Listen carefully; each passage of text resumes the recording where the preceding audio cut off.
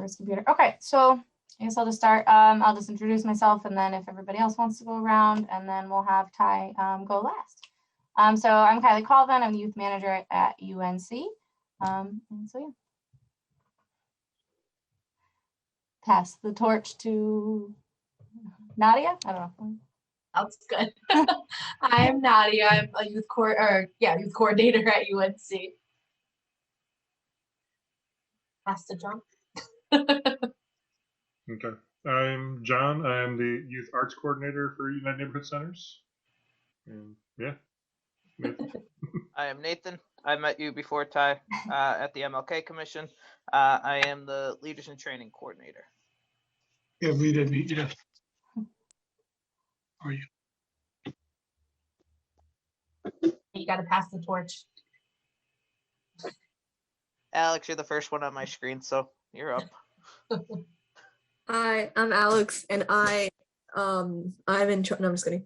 I attend LIT and art and whatever, and it's cool. That's it. I passed the torch to Anjali's talk. Wow. Okay. So I don't know what I'm supposed to say, but my name is Madeira, so I think that's it. That's good. You gotta pass the torch. Oh my god. Okay, listen. Oh my god. I choose Khalees. Hi, I'm Kendrick Perkins, and I go to United Neighborhood Centers and do most of the classes. I guess I'll pass it to Nani.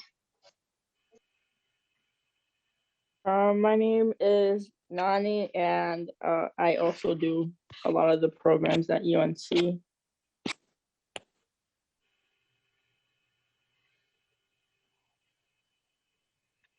Oh, I'm supposed to pass it. I pass it to Anthony. Hi, my name is Anthony Salina. And I don't know what else I'm supposed to say. Really give someone else a torch. Oh my god, so someone else pick someone who hasn't gone yet. Okay, Like Archer and Amira have not. Wait, what's it gonna do? Let's see. I'll pick Amira. Hi, I'm Amira. I do LIT, art, and pottery. Here, pass it to Archer. Oh, I didn't know. Sorry. Archer. My name's Archer, and I do LIT, and I really don't know what else I do because I don't know what we're doing right now.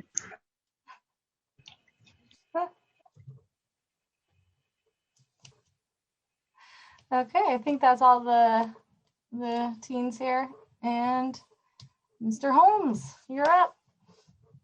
Well, first and foremost, good afternoon. Thank you for having me. My name is Tyrone Holmes. I go by Ty. I'm retired U.S. Army military.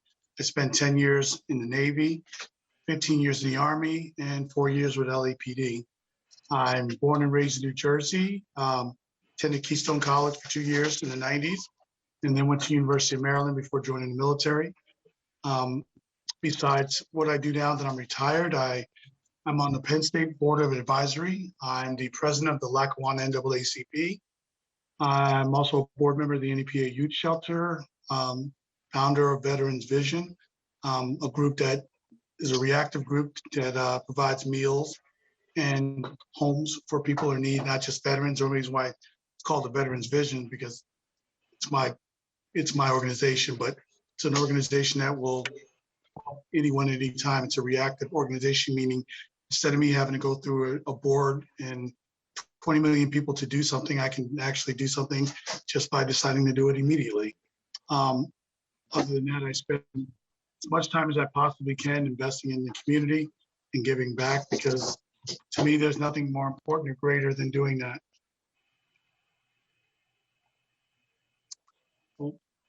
That's about it. I love questions. If anybody would like to ask you more questions, I don't know if you want me to go into depth, and because I do know one question: why did I start law enforcement? I could definitely do that story. That's not a long story, but people tell me I should tell that story. So if you wanted me to start there. Okay. Yeah. Do we have? So who was the first person up to ask a question? I don't have the list in front of me. I think I was. Okay. I'm doing number one. Go for it. It's your platform. There we go. I'm pretty sure, right? Yeah, I'm doing number one. Okay. So, what was your experience being a Black man and an officer like? Like, were they mostly positive, negative, or like was it all mixed? They're mostly positive. First and foremost, I grew up the son of a police officer also. My dad spent 30 years as a police officer, so was very familiar with what I was getting myself into. I can say that for the majority, they were positive. I did have negative incidents and run-ins with people. Some of the people would call me a sellout because I was doing a job that I passionately believe in, which was to serve and protect. And they were using that negative acronym because of their negative interactions that they have had with officers. As a whole, I'm very proud and happy with the time that I spent, but I'm not going to lie and say there weren't instances where even while I was a police officer, driving home one night from work, I was actually stopped by a police officer from another area. And I never wore any uniform home. I never wore my military uniform or my law enforcement home. That way I could separate the professional side of me from the home side of me. I made sure I always wanted to do that because that's exactly what my father did. I never saw my dad come home in uniform ever. He always changed before he came in so he could separate it. So I kind of led by following his example. But this night I was leaving work and it was late, so I didn't get a chance to completely change.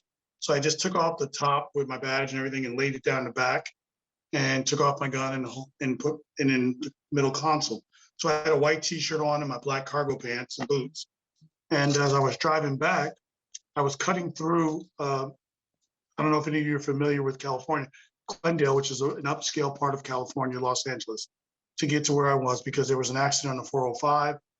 Traffic was backed up and I didn't want to sit in traffic. So I was cutting through this town and the gentleman pulled me over and he approached me and immediately had his hand on this weapon, which is consistent with a felony stop. This was not a felony stop because it didn't warrant it. I believe he said he pulled me over because I was 4 miles over the speed limit. So him approaching the vehicle with his hand on his weapon immediately is wrong. And something I do, and I've always done, when I get pulled over, I always roll down my windows, always. Done that since I was a kid because that's what my father said. Don't ever give anyone a reason to be uncomfortable, diffuse that situation. So I rolled all four of my windows down so he had a clear line of sight into my vehicle. He proceeded to question me in such a manner. I didn't identify myself as a police officer because I don't believe if I did something wrong, I should own up to it and I shouldn't use the fact that I'm an officer to get out of that. So I kept my hands on the wheel and he proceeded to question me and it got very negative. And basically the conversation went to the point where I did ask him, could I retrieve something from the middle console and explain to him that I am law enforcement, and he allowed me to retrieve my credentials, my badge, my ID. I presented it and he apologized and said, you should have said this at the beginning. And the moral of the story is I told him, no, I shouldn't have. You should have treated me like a human being, regardless of whatever profession I'm in. That officer was reported and reprimanded and suspended. That was the most negative interaction I had as being a law enforcement officer and a Black man. And yes, the man that pulled me over, this is something that I thought about when you guys sent me the questions. And I'm 51 years old. I have never in my life ever been pulled over by a man of color or a woman of color. Never, not once. Every time I've actually been pulled over, it has always been by, and now think about that, I'm 51 years old, and when I've ever been pulled over, it's never been by anyone of color, any color, or female. It's always been white males. So I must portray something they don't like. I don't know, but go on. I'm sorry.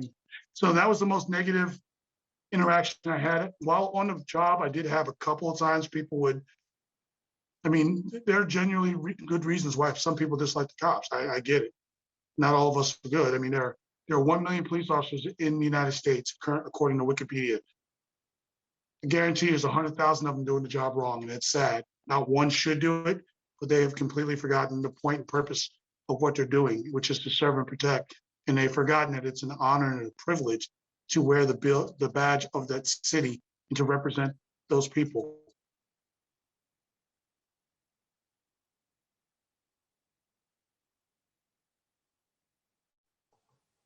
And by the way, I love your BTS posters, my son's favorite group. Thank you. Thank you. Who has number 2? Question. What made you want to pursue a career in law enforcement? This is a good one. All right, so I was adopted at the age of 6. Prior to that, I was born a crack baby to 2 drug addict parents who physically, psychologically, mentally, emotionally, physically abused me. So this went on for numerous years. The last time they took me to the hospital, I went with a fractured skull. My sternum and my right arm was broken in 3 places. The nurse at the hospital found it to be odd, and she saw bruisings and marks consistent with that of a child that was abused. What the biological parents that did at the time, they would take me to different hospitals so that it would not be reported. And because we didn't have the internet like it is now in the catalog system, that was easy for them to get away with it, saying, well, he fell. But when they took me to this one hospital, the nurse that was tending said no. She called the police and said, there's a child here that has been abused. And the police responded. The police officer that responded that night ultimately became the man that adopted me. Not before he went to the waiting room and placed both biological parents on arrest. And from that day on, he never let me, I spent almost 8 months in the hospital healing. He didn't let me go a day without either him or someone from the family visiting me. They went above and beyond, like for no reason at all, other than he saw a kid that needed assistance. I was nonverbal. At 6 years old, I was still in diapers. I was extremely underdeveloped. And he and my mother decided they wanted to adopt me, even though they had children already. They wanted to take on what was going to be a monumental task with taking someone that was severely underdeveloped, and what psychologists had told them would be an uphill fight, because they said I would be probably mentally suffer some mental issues because of the possible damage to my skull and the underdevelopment and the violence. So they took me in, and had they not had to tell me this when I was 16, you would have forgot. I would have completely had just forgotten I was adopted, because they never once made me feel any different, treated me differently, and made me feel like I wasn't originally their son. This man, my father, was the embodiment of a strong man. He, physically was a big man, but mentally and emotionally, he was there. He and my mother sat with me for probably the first year, because I was afraid of the dark, till I got comfortable sleeping by myself. They would make sure I went to sleep. Growing up watching this incredible man be a police officer, going back to college, because he already had his degree, but he went back to college because of me to get a degree in psychology so he could actually be a therapist and help me learn to deal with all the things that I was coping with from the abuse. Being around that human being and seeing the compassion, his willingness to help people always, and the several times that he saved people by placing himself in front of them in harm's way, I aspire to want to be just like him. He was my super. He was the greatest man that I've ever seen in my life, and I wanted to emulate everything about him. I also wanted to help people. If you know anything about children that are abused, most of them test, when they do test to evaluate where you are, one of the tests they do is called protective instinct. I tested so high off protective instinct on the chart that they had told my parents that if he recovers, he will either be in the military or in law enforcement, because he has a strong desire to protect others. They said that comes from the abuse and the lack of others protecting you. You don't want to pass that on and allow someone to suffer the way you did. So my father inspired me, not to mention the fact it helped that all of my dad's brothers were all police officers also. So it was a family business. On my dad's side of the family, you were either a police officer or a lawyer. They didn't push you that way. That's just the role models that I had, and watching all of them made me be someone that could, be there at your darkest moment and be able to help and protect others. I hope that wasn't too long. That's an amazing story. I'm just like blown away. Does anybody have any comments or anything before the next question? And then too, if you want to ask any questions, I don't know, are you open to that? If it's something they didn't have written down, Please, follow-up ask me questions. whatever you want. Okay. Please. All right, so question 3. Can I pause for 2 seconds? Mhm. Just for 2, I have to, something I turned on the stove. Sorry. This might be a good time. I have to let my dogs inside. I will be right back too. Hey guys, look, I made a meat. I'm so proud of myself. I'm gonna go pay my taxes. I'll be right back. I'm sorry about that. I accidentally turned on my pressure cooker and it was going. Sorry. Okay. I'm proud of you too, Amira. Happy to see you again. I know, I'm Archie, I happy think to you're see up, you buddy. too, Nadia. Hey girl. Were you ever dispatched to work a riot, and what was it like if you were? Actually, I've worked a riot in the military, or a riot-like environment in the military during Hurricane Katrina. I was part of the rescue. Initially, we were sent to, all you remember, the flooding in New Orleans during Hurricane Katrina. The U.S. Army was initially sent down as part of the humanitarian efforts to conduct rescues and evacuate people. Our mission changed because law enforcement was completely wiped out for the most part. So our mission shifted from a humanitarian to more of a policing state. And there were some very horrific scenes. There were even officers robbing drug dealers. There were murders. Just think of the worst case scenario. That's what was going on because there was no law enforcement, because most of the law enforcement officers were either trying to respond to the numerous rescues or themselves trying to help evacuate their families. So that was just one of the hardest scenes that I've ever had to do. I never thought when I joined the military that I would ever be in a position where I was carrying an M16 and a 9mm and walking the streets in an Army uniform, but that is exactly what we ended up doing. And it was something that I never hoped to ever do again. It was very hard. Now, as far as riots on the law enforcement side, I've done small riots, and it's chaotic. I try to tell people, if you want to get an idea of what a riot's like, get 25 of your friends, turn the heat off, turn the music up as loud as you possibly can, and you stand up there, tell them to dance into each other and try to communicate to them and articulate your point. It's not going to work. It's extremely volatile. They're extremely passionate, and they have a right to be. Sometimes a riot comes out of people's frustration with not being heard, and I understand that.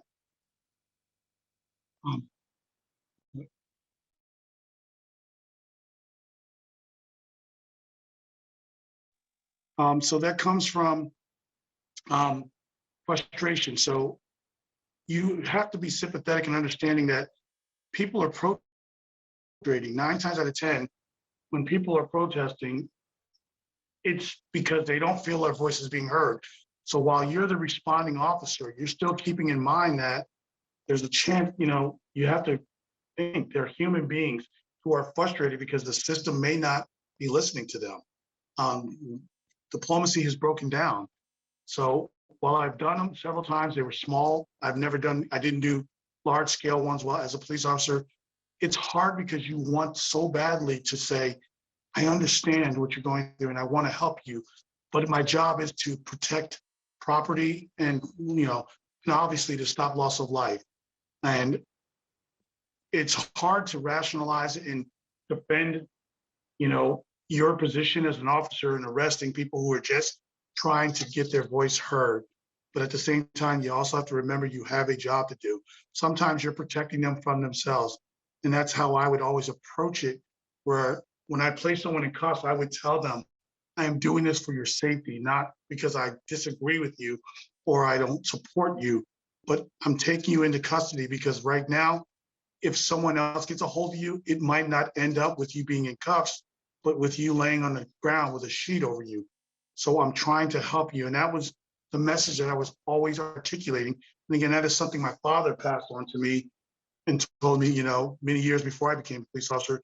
And I also learned that in the military because there are plenty of times in the military where we have participated in humanitarian missions where we were required to bring a gun and intervene, but try to defuse it.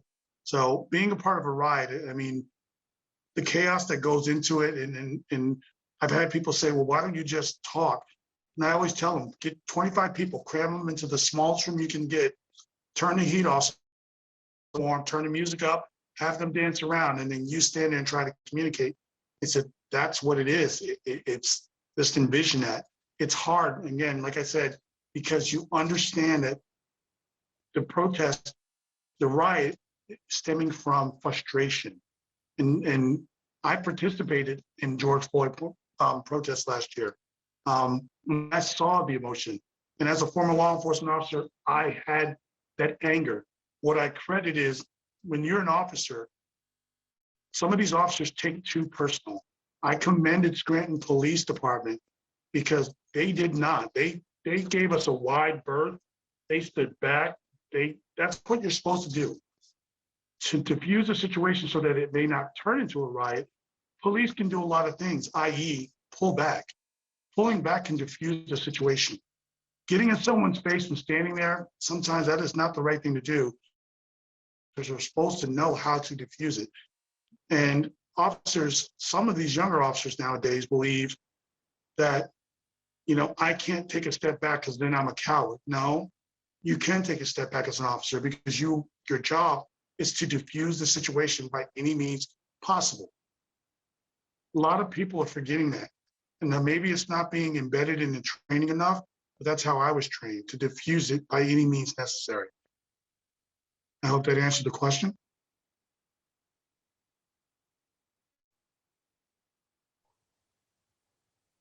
Sure. Does anybody have comments? Anything? I'm just learning so much, There's a lot of stuff I didn't know. And question 4, Alex? 5, whoops, 5, behind one. That is Archer. I thought question 3 was the one that was removed. I don't know, I can't count. What am I? I'm doing 4, I'll do 4. Okay, Alex. So number 4, what are some of the wildest things you've seen during your time as law enforcement? Wildest things? I saw a man trying to steal our police car butt naked. We went to do a health and wellness check on him, and God bless him, he was, for lack of a better word, on many things. And he was quite possibly the fastest human being I have ever seen, because we were inside the house and his mother was like, don't hurt him. My partner and I are like, man, we're not going to hurt him. This man dove through an open window, and I say dove. He did the perfect swan dive out the window, rolled, didn't even lose step. Rolled, came out of the roll, ran to our car. But luckily, we always take our keys out. Like some officers would leave their keys in. We did that because we never wanted to be those guys who had their car stolen and have to call that in. So we just watched him literally through the window, sprint across the street, jump into our car, slam the door, and search and try to drive the car away. When we walked out to the car and we're waving to him the keys like, can you open the door? We didn't want to open the door and frighten him more. That was pretty wild. Unfortunately, I've seen 2 officers shoot themselves getting out of the car. It's not funny, but it is, because you're never supposed to put your hand on your firearm until you're getting ready to discharge it. So how they managed to get out and shoot themselves and graze their legs, I don't know. And I saw a grandmother take a glass bottle and attempt to assault an officer, missed, and hit her husband. They were in the middle of a domestic thing and we were all responding, and she got frustrated with the officer and she took the bottle and swung, he ducked, and she whacked her husband and knocked him out. The husband woke up and said, please don't charge my wife. I'll pay for it later. It was only funny because literally 3 seconds after she hit him, she dropped down to her knees and, who hit him? Who hit him? What happened to him? And we're like, you, ma'am, that's you. And she was like, no, I would never. Okay, ma'am. We didn't even know where to go with that because even her daughter was like, Mom, but she insisted no. But those are some of the wildest things I've seen. Police chase that. I never understand people that run because if you run, you just added more felonies. So your list of charges is going to go. And we had one gentleman on something so very simple. I forget what the traffic stop was. It was simple, meaning we weren't even taking him in custody. We were going to issue him a citation and go. He proceeded to literally, when we took his driver's license and walked back to the vehicle, my partner was sitting off the side. He just threw it in gear and took off. And we're all looking at him going, what?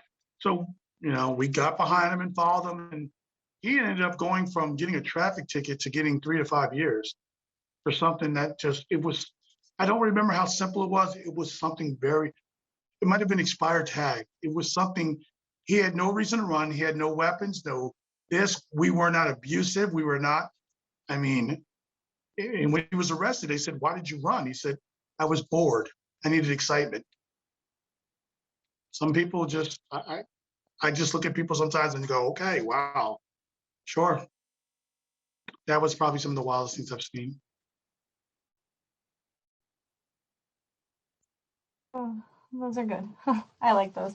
Does anybody have any comments, anything? No? Any more questions? Okay. Number 5 is Archer. Did you ever deal with gang violence? And what if you did, what was the experience with the gang violence? But you can't be a police officer in Los Angeles and not gang culture in LA is, has anyone here been in LA, you'll know it's everywhere. We did, in the areas that I patrolled, there were gangs. It was controlled by specifically one group. I don't want to say this group operated with a certain level of integrity, but the person that oversaw this, the head of the gang, he was different than what some of the gangsters you see on TV. This guy, if I didn't point him out to you and tell you he was a gang member, you would never know it.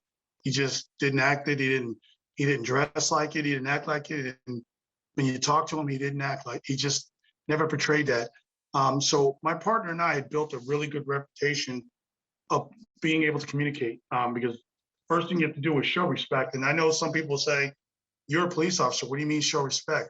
They're still human beings. Everybody is still a man or a woman. And so long as you approach people with that mentality, 9 times out of 10, they're going to reciprocate it. With gangs, that is really big. And I know some officers take the position that I'm not giving them an inch. They're going to obey me. That's it, and slam their fist. That's not the approach I or my partner did. We would go talk to them. We would treat them with respect, because you get more information with honey than you do with a stinger. What are we going to accomplish by approaching them and just, more so you approach them and just start a conversation. We found out that to be a better approach from the two of us and how we work. And again, we ended up building really good relationships to the point where they understood, look, if we say we're looking for you, don't make us come look for you. We're going to give you the courtesy of, we'll put the word out, come find us. A lot of times they appreciate that. That gave them time to get whatever things they need to get in order, to get them in order. Specifically, there was an incident where the same gentleman I told you about, one night we're out on patrol. He had a taillight out. My partner and I pulled him over, and we walked up. The car was loaded full of people. Had we pulled anyone out of that car and searched, I'm sure we would have found guns, drugs, weapons, a bunch of illegal stuff. But that's not why we pulled him over. So it went up, we verified his registration was good, driver's license was good, everything, all his paperwork came back. He didn't have any, he wasn't wanted by anybody. So I reapproached the vehicle and handed him everything and told him, we're back on patrol tomorrow night. If you're out here with this busted taillight, I'm going to impound your car. And we proceeded to walk away. And he called us back. He said, hey, come here a second. He said, you're not searching me. And we told him, we said, that's not why we pulled you over. We pulled you over for a taillight. That's it. Now, tomorrow, if you're out here with this busted taillight, different story. Okay. From that point on, our relationship changed. He came to us days later when we came back on patrol, because you were normally 2 on, 3 off, 3 on, 2 off. When we came back on our next rotation, he found us and said, if you ever need anything, information or something done, come to me and I'll take care of it. If you need somebody, you need to locate somebody, I will. He said, I appreciate the respect you showed. And he said, I knew you could have searched me and did us wrong and locked us up. He said, but I appreciate the fact that you guys stick to the way you're supposed to do things. You pulled me over for this. And he said, I got it fixed that next day, so I wasn't going to be stopped again. But he appreciated the level of respect. And I found that to be most cases, so long as you treat people as human beings and they know that you're going to be dealing with them in a respectful way, they're going to do the same. At the end of the day, they are still people. They're trying to survive, live. I can't judge them because they're in gangs because I don't know their situation, nor would I try to judge their situation. Everyone's different. Sometimes kids are born into a certain neighborhood. They don't have a choice. It's either they join the gang or they can end up a statistic. So you never know what prompted that person to be involved in that gang. So judging them negatively because they're affiliated with that never worked for me. So we always took the positive interaction with them and it always worked out.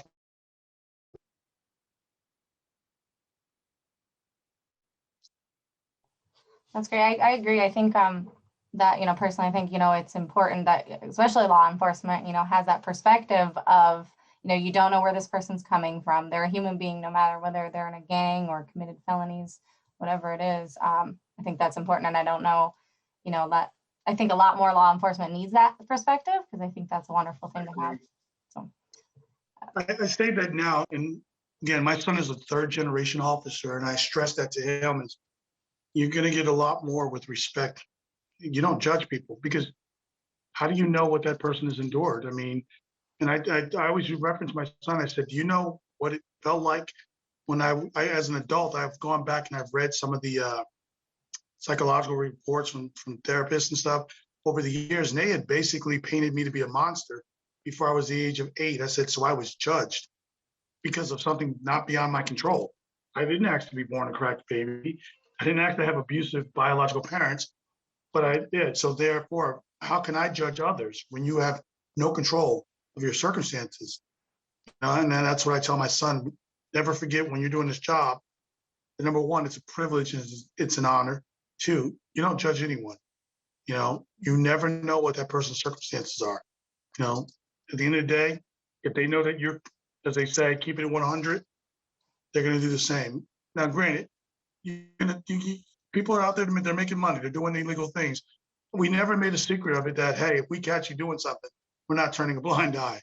You will get arrested. But we did it in a respectful manner. And again, never had any problems with gangs. I personally never had.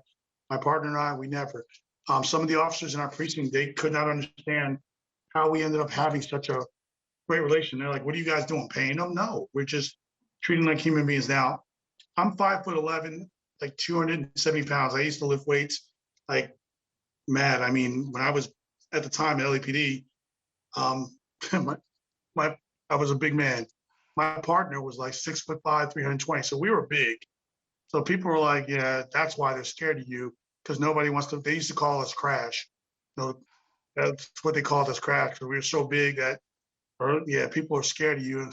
They'd rather run through a wall than deal with you two. But we told them, no, it's not about that at all. It's about the respect. At the end of the day, that's what it comes down to. When you're doing your job, and even police officers need to know that so long as you respect people, it's not always going to work. There are going to be times when you're going to have to do things. But if you start off with respect, you're going to get that 9 times out of 10 in pack. A lot of police officers, younger police officers nowadays, they're not doing that. Some of them have chips on their shoulders, and look at me. I see them all the time. They walk around the chest out like this. I'm like, if you got into the business for that, you're gonna fail. If you didn't get into this job to help others and to put your life in front of to protect others, that's what I got into it for, to protect others. No other reason. No, because I want to wear a badge because it makes me look cool and carry a gun. I have always said I would love to have grown up in a world where we didn't need guns. Unfortunately, that's not the case. So I am a firm believer, and I've said this, officers today need to be reminded constantly, number one, their responsibility to the community, and also the privilege, but at the same time, that it doesn't make them any better because they're cops. I've seen a lot of the younger cops think that they are, well, I'm a cop, and they say it with such reverence. And yes, law enforcement is respected, but it's not you, it's the organization which you represent, the city, that you should take pride in, not because I have a gun and a badge that makes me cool. Wrong, it's wrong attitude, wrong mentality. And when you have that person wearing that badge and carrying that gun, it's gonna go bad 10 times out of 10. Yeah, and I think it definitely goes back to that old saying that you got to give respect to get it. And I think, hopefully that's something, the younger law enforcement can start to learn, and some of the older ones too. Yes, no, absolutely. Okay, what do we have? Question 6? Okay. Oh, we're cruising through these here. Okay, I think that is Khalees. Yes. Sorry, I have to pull it up. Have you ever experienced being called a traitor for being a Black officer, or have you ever faced any other discrimination from the public for being a Black officer? If so, how did you deal with this? Well, yes, good question. First of all, my father was the first African-American police officer in my town. I grew up in a town called Summit, New Jersey. Summit, New Jersey is predominantly, well, it's a little bit more mixed now, but in the 80s when I was growing up, it was predominantly white. My dad was the first person of color on the police force for many years. He was the only. My dad was also, he's an A-type personality, but extremely protective of his family. In other words, he made sure that even though we were in a town, that no one ever bothered his family. So even for my own relatives that lived in town, they would always say, you're not Black like us, you're not white, you are here. They would put me in my own category because they're saying because of who your dad is, you're protected, so you don't get to claim that you are treated like us because you're treated differently. And I would tell them, I'm treated differently by the police, but then again, we didn't have a problem with police harassment in our town. That wasn't the town I grew up in, but I'm still treated by a certain way by people because of my color. Did say, well, you're a son of a cop, so you're treated differently. You're not really Black. I didn't get that, but okay.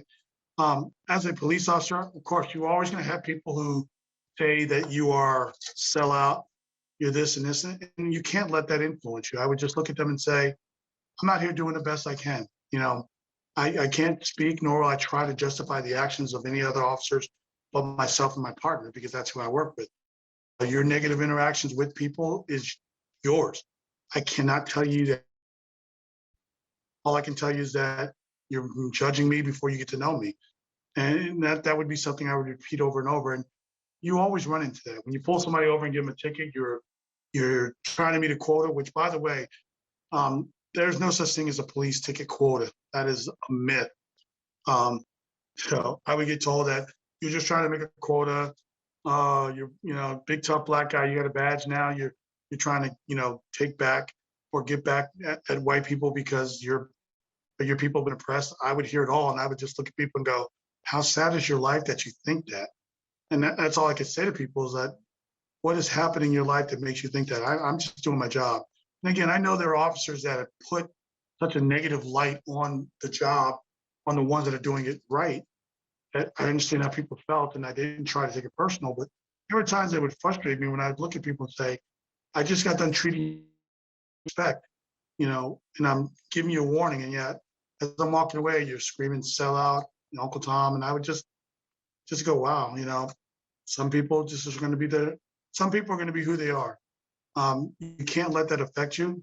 If you do, it'll eat you alive. All you can do is know that at the end of the day, you're doing your job the right way. You can't focus on the negativity that's being thrown back at you. So long as you know you're doing it the right way, that's what you hold on to. That's what I do. And the fact that I knew that at the end of the day, that one person that I had a negative interaction was not going to cancel out the 9 other people I interacted with positively that day.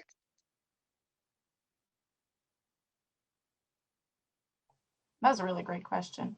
Does anybody want to comment? Hope that answers your question. What is your stance on trans people in the military? My stance is anyone should be allowed to serve. There should not be a different. We should not be deciding because someone's trans they shouldn't serve. I don't comprehend why that's a political issue at all. I don't understand why we live in a society where people judge and say someone that is trans can't do something. I'd like to believe that's why I wore the uniform for 25 years so that everyone could live their best life. So that when I find out there are limitations being put on people because of sexual orientation, gender, race, color, creed, religion, it angers me. I didn't wear a uniform for 25 years and, get shot at and do all that other stuff so that I could come back and see that the world that I protected isn't as free as I really thought it was. So it saddens me that we live in a world where people still have these hangups. I'm a firm believer in real simple, get over themselves. I say that to people all the time. I've served, and here's what I had a conversation with a gentleman one time when he was trying to defend his position on trans. He was specifically referencing a female who she had just made the transition to man. He said, well, she can't do the job. And it was one of the best soldiers that I ever served with. We called her G.I. Jane. Was a female. She was 5'1", I think 110 pounds. And I seen her beat the crap out of men. We called her G.I. Jane because she was the female Rambo, tougher than nails, scared the ever living crap out of half the men that served with us. And I would tell him, I said, so how can you say that because she's a female, she's I seen her in combat. I saw how she performed. She performed better than the men, tougher. So again, it goes to the adage, it doesn't matter the gender, sex, religion of a person. What defines them is their heart or desire, to want to do something. Someone that is trans is someone to me that is extremely strong because they are making a choice that is sadly not so popular in society issue to live their best life. You should commend that person for having that courage and want someone like that to serve alongside you, because that kind of courage you can't buy for someone that's saying, I'm living my best life, even though I know society is going to look down their noses at me, I'm still going to do it. That's courage. That's the kind of courage I want standing next to me when bullets start flying by my head. So that people that are so narrow-minded to say that trans shouldn't serve, I think that's limiting people from allowing them to live their best life. I always ask people, why do you care so much about a trans person doing this? Why do you care about a person that is a homosexual doing this, or 2 men getting married, or 2 women? I said, why does that affect you so badly? I don't understand that we have a society where people get so offended because 2 men want to get married. Why? They don't want to marry you, so why is it such a big deal for you? I would like to see in my lifetime a utopian society where we don't have that hang-up. It's ridiculous. It's 2021 and we are still dealing with these Neanderthal mentality thinkers. It frustrates me to no end.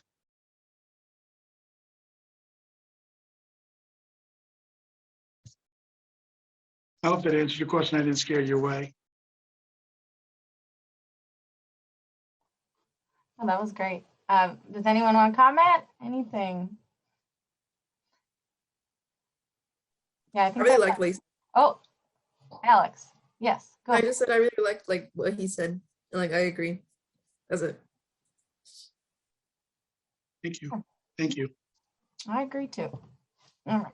And then I think we have the last question. Angeles?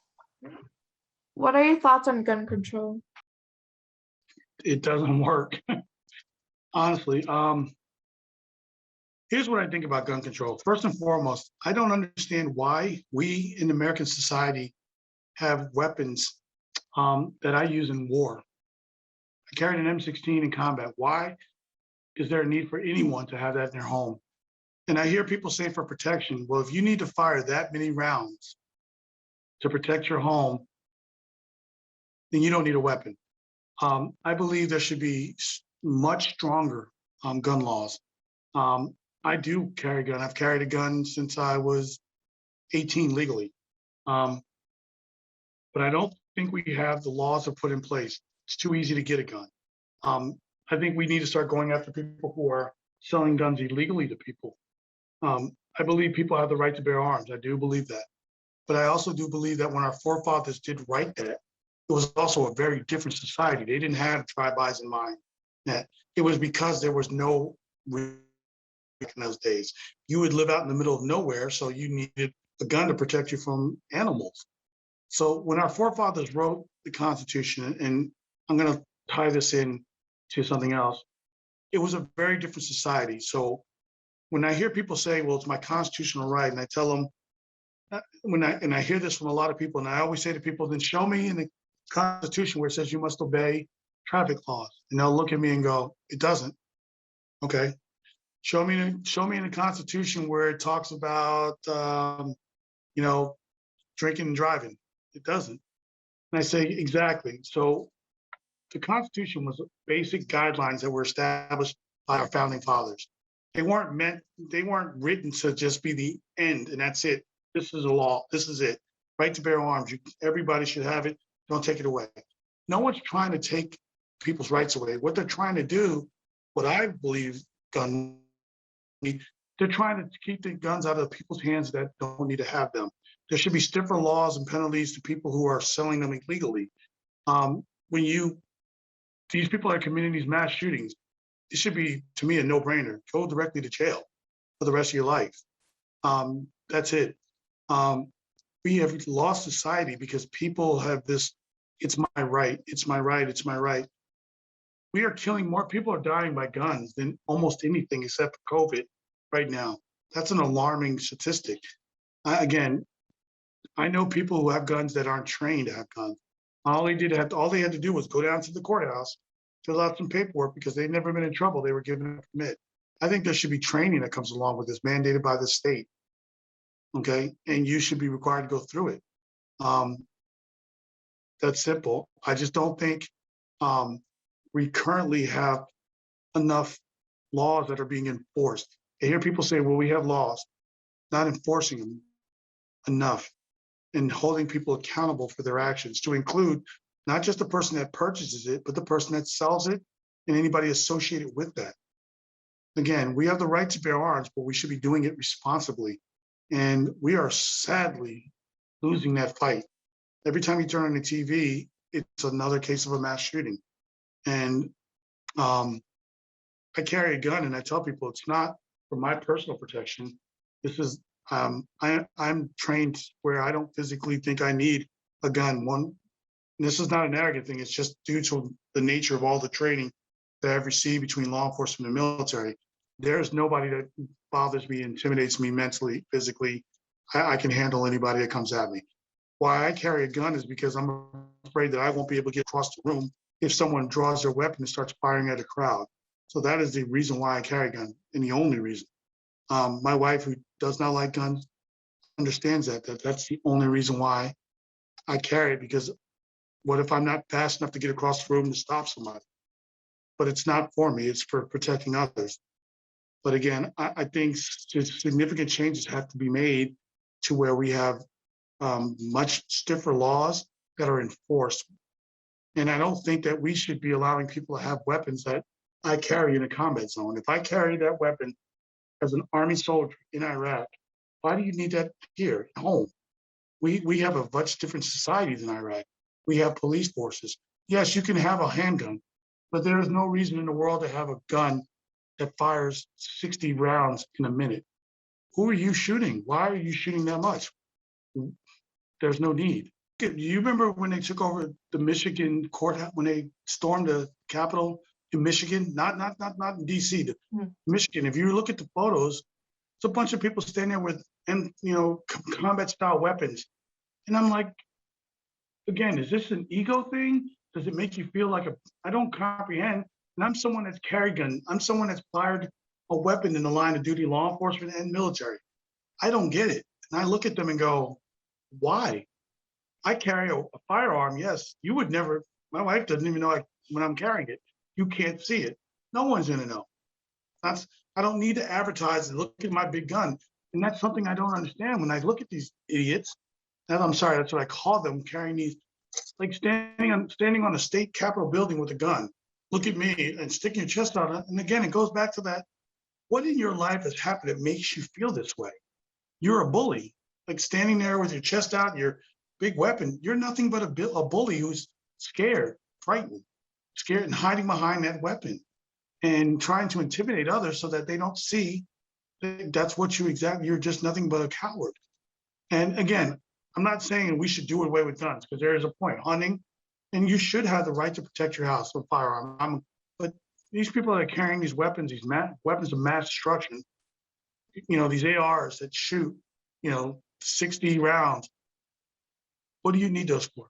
You're not hunting because whatever you're shooting is not going to be edible. And if you need to fire that many rounds at someone that's an intruder in your home, first of all, get your eyes checked. Second of all, move. You're living in Afghanistan, Iraq, because other than that, I don't know any community that you would need something that large. So I get lost when I see people and when the conversation comes up and I hear a bunch of military guys say, well, I should have one because I have one. And I look at them and just shake my head and say, I disagree. I don't get it. I don't need a big gun to make me feel good. I would love to wake up tomorrow in a world where there weren't any guns, where I didn't have to carry a gun. I would personally like that. I'm going to say something. Is everyone here over 16? No? They're not? Okay. Once you pull the trigger on your weapon and that round goes, mentally you will deal with the after effects of that for the rest of your life. I am retired from the military and law enforcement. I still attend therapy weekly. And I tell people, I don't regret a single moment I've spent in either uniform or anything that I've done. Don't have any regrets. But that doesn't mean I don't deal with the mental effects of my service, and especially in combat zones or as law enforcement, discharging my weapons. I go to therapy once a week and will probably be doing this until the end of my days. I still have nightmares and wake up, and it's part of my life. So I tell people it's so much more than just having a weapon. When you actually have to use that weapon, it changes who you are. A part of your humanity dies. You lose a part of your humanity. I tell people, I went to Iraq the first time, this person, I came back a very different person. Each time that I entered a combat zone, I always came back a little bit different, a little bit harder, a little bit jaded, and a little, again, my wife will tell you, it's a struggle. I mentally deal and emotionally, still deal with it and will. Certain smells makes me remember things that happened and, can, make me, it depresses me. Again, don't have any regrets, but I tell people the same thing I tell my son. The minute you pull that trigger and that round goes, it changes your life forever. No matter what happens, no matter whether it's justified or not, it will change you forever. You become a different person. Wow. Thank you. That's extremely powerful. I never really thought about, it's you get this, they get these guns, some people, and then they don't think about what's going to happen when they actually use it. They just kind of think, oh, I'm cool. I have this military gun. I'm at a protest acting all cool. And then, next thing you know, they kill people and live with that for the rest of their lives, and also the victims. But that's a powerful message. Did anyone want to comment? Any of participants? I know Khalees has another question. It's not related to gun control, but it is. I hope it's. Please ask away. I'm here for you. I'm all them. Khalees, you wanna? Oh, there you go. Yeah, sorry. So like with the recent case of Dante Wright, is it even possible to mistake your taser for your gun at any time? I don't believe so at all. The fact that this 26-year police veteran did not know the difference, first and foremost, the weight distribution. When I carry the taser, you always carry your weapon on your dominant hand so that it's a quicker reach for you. You always carry your taser on the opposite side. So first, second of all, if you see the video, she's looking where she's pointing her weapon. She's looking here. How did you not visibly see what you're pointing at? And the most important thing is the weight distribution. A loaded firearm and a taser are probably about 8 pounds different in weight. So I don't understand for the life of me how that mistake was made. I cannot comprehend for a second how that mistake was made under duress. It doesn't matter. There is no way you make that mistake. There's no way that happens. Again, and how the officers there did not restrain as soon as they saw the gun come out. That was another question. Someone should have grabbed immediately. Hey, put gun away. I understand it was a fluid, chaotic, but here's the thing. Police always have the ability to defuse situations. This guy did not have a weapon from what they saw. He was trying to flee. Yes, that's wrong. Absolutely. But at the same time, they had the ability to pull back and say, we have his information. We will catch him. To watch for a second, there are 4 officers there. No one saw that weapon in the video we all saw. I know it happened in second. But I can promise you, every time a weapon has been drawn when I'm in the area, I know the immediate second goes out. Number one, we did as far as an LAPD, gun, gun, gun. If you drew your weapon, you made sure everybody knew you pulled your weapon. You shouted it as loud as you could, gun, gun, gun. And that meant someone drew their weapon. That was a common thing we did. Not saying everybody does, but we did it so that we would know for a reason someone might have seen something I didn't see and he or she drew their weapon. Thus, I'm stepping back from that scene because the first thing you do if someone pulls their weapon is you want to get back because you don't know what did they see that I'm not seeing. So step back and, then you immediately pull your weapon. How those officers did not pull that weapon or pull her back and how she made the mistake of the weight distribution, I'm going to be honest with you, it's unacceptable. I don't buy it for a second. I know people are trying to justify it. Again, I may have professionally carried firearms for 20-something years, but I've been firing weapons since I was 14. My dad took me to the gun range. There is no mistaking the weight of a firearm from the weight of a taser. It's not even close. Also, the grip, very, very different. I don't understand it, and I don't buy it. I didn't also buy her being charged with manslaughter. I thought there should have been a stiffer charge because you're a 26-year veteran. You don't get to make that mistake. You don't get that. And people that are defending it all, no. When you become a law enforcement officer, you don't get that mistake. You are accepting that responsibility. And that was a complete and total failure. And she's lucky because more than likely she will not go to jail for the manslaughter charge. She will get more than likely home confinement. Though more than likely. And that's unfortunate. The Khalees had to get off real quick. She messaged me. Sorry about that. Asked a question and then had to leave, but I'll have her listen to the. She can watch the podcast and listen. But yeah, I really enjoy hearing your perspective. I don't know about everybody else, but I rarely get the opportunity to hear it from a law enforcement point of view, and it's just different than if I were to talk to somebody that wasn't in law enforcement, in criminal justice background, but not law enforcement. So I appreciate you joining us, and I really liked this. I enjoyed it. So thank you. I did too. Did you have any questions for anybody, or I don't want to keep everybody too long because it's been an hour. But no, I was just, if anyone had any questions to me, I'm always available. I would love to, if there's any way I can help and participate with your group going forward in the future, please let me know. I'm always looking for ways that I can help and work with the community. Yeah. So please let me know. Like I said, it's funny that we were talking about law enforcement tonight. I'm actually attending a training with Scranton Police Department at the request of their chief of police. I've actually attended several Zooms with him and trying to work with him on how to bridge the gap between the law enforcement and the community it's serving in Scranton. And the new chief, I never try to say his name because I butcher the man's name and I feel bad. It's Chief, I call him Chief L, because if anyone can say his name, God bless you. It's just, I for some reason, I'm horrible with it. But he reached out to me, even though we haven't spoken in, I think the last time him and I were on a Zoom was probably about 2 months ago. And he still sent me an email saying, hey, we're conducting training on this day at this time. Could you join us? And I absolutely, that's why I say Scranton Police Department is moving in the right direction. They're doing training. They're doing more training.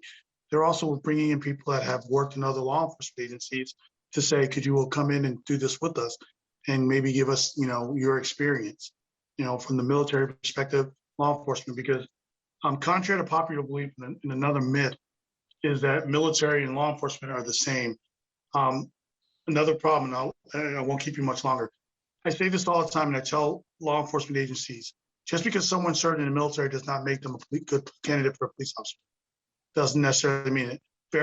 It's different temperaments, different environments, different training, just because they have that. And I understand the respect that law enforcement has for military and military has for law enforcement. It's a mutual respect.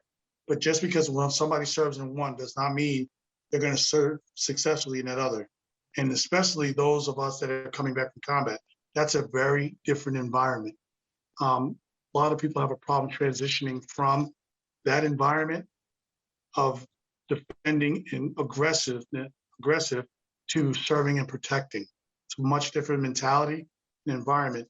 And so I always tell them, careful of hiring veterans without going through the full gamut, making sure that you know their military history, not that they serve, but find out about them in depth. Because again, and it's not being disrespectful to my fellow military members. It's just some of us are not equipped.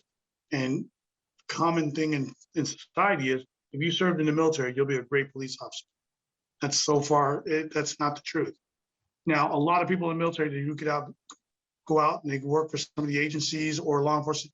They do a phenomenal job. But what about the percentage of those that are coming back, with some lingering mental and emotional issues that are hidden or they're suppressing them, and then they come out when they're actually working, serving, protected. They may have a flashback to the combat zone, and you never know what will trigger it. That's good to hear, though, that Scranton Police Department is, trying to change things and, get some more training. So that's good to hear. They really are. Their chief is he's really, and it's not just the chief, it's also the officers willing to learn different things. I think they really truly, the last year and a half has been eye-opening for all law enforcement agencies. Some are getting it, some are not. Where my son is, they haven't gotten it yet. They're not doing additional training. He's addressed it several times. He's like, we're going to wind up having an incident out here like this because we're not doing additional training. And I keep him and I talk every day. And then I tell people, he calls me up constantly and says, Dad, I have a question about law enforcement. And I say, well, you've been a cop for almost as long as I have. And he says, but you've been alive and you grew up with grandpa longer and military. He says, you have more knowledge. And I appreciate that he calls me and I can be his point of reference. But he's constantly always researching and looking for better ways to be an officer. And I keep telling him, maybe encourage some of your fellow officers. He says, I try. Some just don't want to do it. They just want to do their job and go home. You hope eventually some of these other agencies get the pick, catch a clue and say, we got to stop. We've got to look at our training. We got to look at these officers in the way that they're doing things. Hopefully we fix this before we have another George Floyd or Dwight or another shooting like we did the other day. It's got to stop. It really does. Yeah, I agree. And I think if we just keep these open conversations going and, raise awareness, I don't know, in this area, I think, we're more progressive than I thought, we were, but I just don't think it's there yet. And so that's why we need more, law enforcement like your father, you and your son. I think that's a rare group of people to have. And I think I just appreciate you working with them and, talking to us and, keeping these tough conversations going. So thank you. I don't know what else to say. Does anybody else want to chime in? Anything? Just Don't be appreciate you shy. coming on. Yeah. And Ty, we just appreciate you coming on and talking to the kids, because I know this was a big talking point for them, especially when George Floyd happened. And I think hearing it from your point of view, hopefully it's definitely helped them see it, not a different light, but see how things work, or see see a different point of view maybe. Absolutely. Can I impart a little bit of wisdom on everyone? And this is something I tell everyone. If you are ever stopped by the police, the best thing you can do is pull out your phone. If you can't say hit record, you can call your own number and let the voicemail, sit your phone down. That will become a record, because your voicemail will record the entire conversation. I always tell people, never fight whatever you're being stopped for on the side of the road. I'm going to be honest with you. I never placed the handcuffs on anyone and they convinced me to take them off. Once the cuffs go on, you're being transported. So arguing it is never going, even if it's wrong. And then there have been instances, I know, where you are being detained wrongly, but arguing it at that moment is not going to help your case. Pull out your phone. If you have a friend with you, have the friend record it. Tell the friend to stand back 10 to 15 feet, which is considered to be a reasonable distance. And by the law, you are allowed to observe police doing their job so long as you are a reasonable distance, which is 10 to 15 feet. You're allowed to observe them legally. That is actually an actual legal right you have. Police cannot tell you to stop filming, but you have to remember you cannot violate and come within 10 to 15 feet. Don't argue. Don't video and screaming at them, because then it actually deflates your case. Just film. Ask questions calmly. Why are you detaining him? What are you detaining her for? What is your name? What is your badge number?